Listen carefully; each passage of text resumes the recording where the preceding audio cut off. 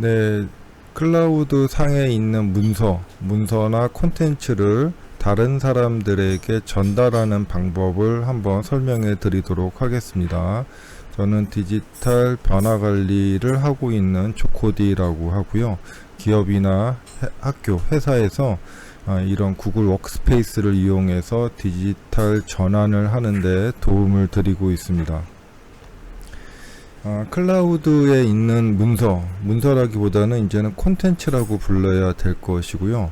콘텐츠를 어떻게 이용하는지에 대해서 개념을 한번 설명해 드리도록 하겠습니다.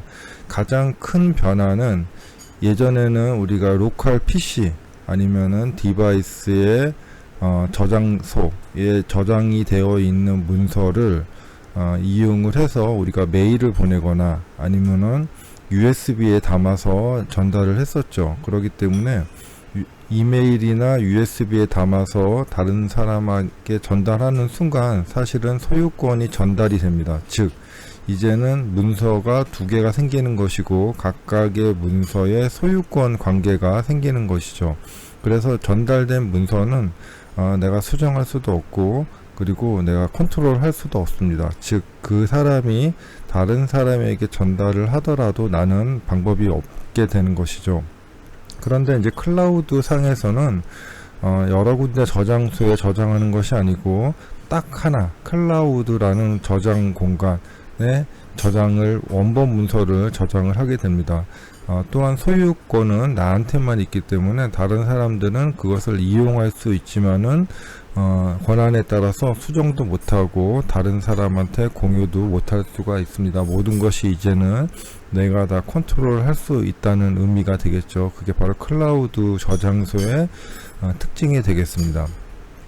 자, 클라우드 저장소, 우리가 뭐 구글의 데이터 센터 이런 곳이라고 생각을 하시면 되겠고요. 거기에 이제 우리 구글 문서를 하나 만들어서 저장을 해놨다고 한다면 클라우드 콘텐츠에는 다음과 같은 특성이 있습니다. 자, 일단 구글 드라이브에 구글 문서를 하나 만들었다. 그것은 내가 만들었기 때문에 내가 소유자가 됩니다. 소유자라는 것은 문서를 공유할 수 있고 또한 삭제할 수 있는 권한을 가지게 되는 것이죠. 자, 그래서 소유권을 내가 가지게 되는 것이고 그 문서는 아주 긴 URL을 가지게 됩니다. 이제 그것이 URL을 가지고 이제 그 문서를 액세스하고 이용할 수 있는 형태가 되겠습니다. 또한 클라우드 ID, 우리가 보통 Gmail ID라고 불렀던 것에 권한을 주기 때문에 특정인이 사용할 수 있고 없고 이렇게 관계를 요 클라우드 ID로 소유자가 관리를 하게 되는 것입니다.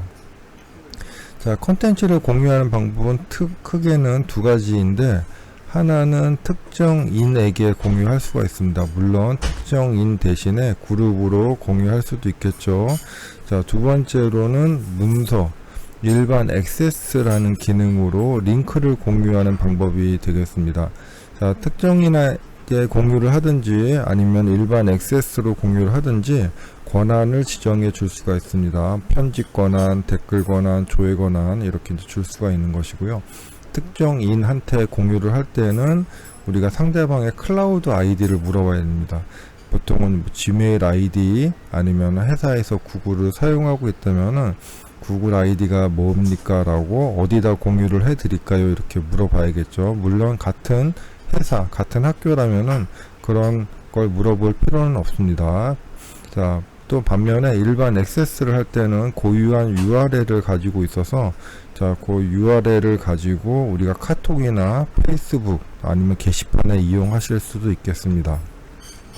자, 특정인한테 공유를 할 때는 우리가 문서 상단에 공유라고 하는 버튼을 눌러서 거기에 특정인의 클라우드 아이디를 주고 권한을 설정하면 되겠고요.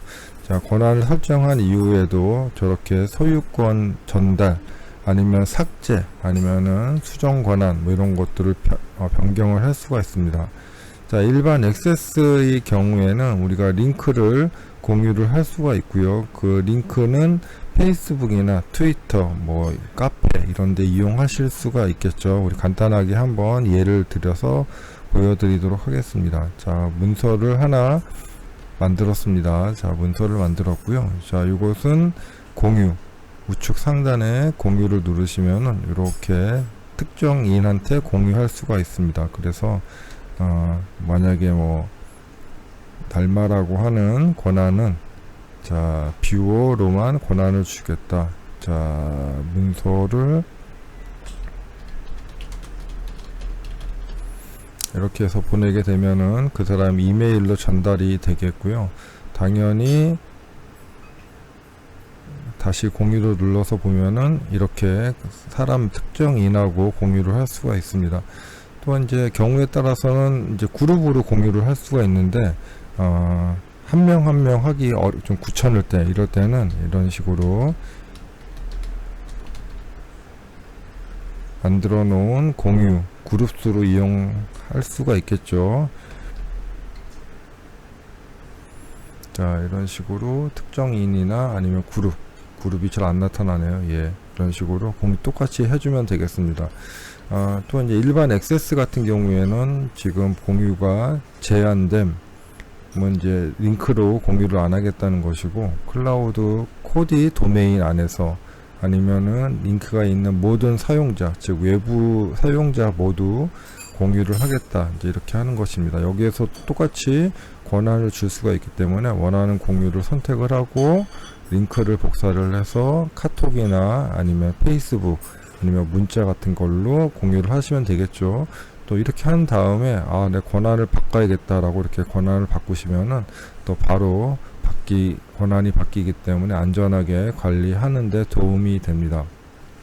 자, 오늘은 간단하게 문서 공유하는 거에 대해서 한번 살펴봤고요. 또 궁금한 점이 있는 분들은 edu@cloudcoding.com으로 알려주시면 답변 드리도록 하겠습니다. 자, 여기까지입니다.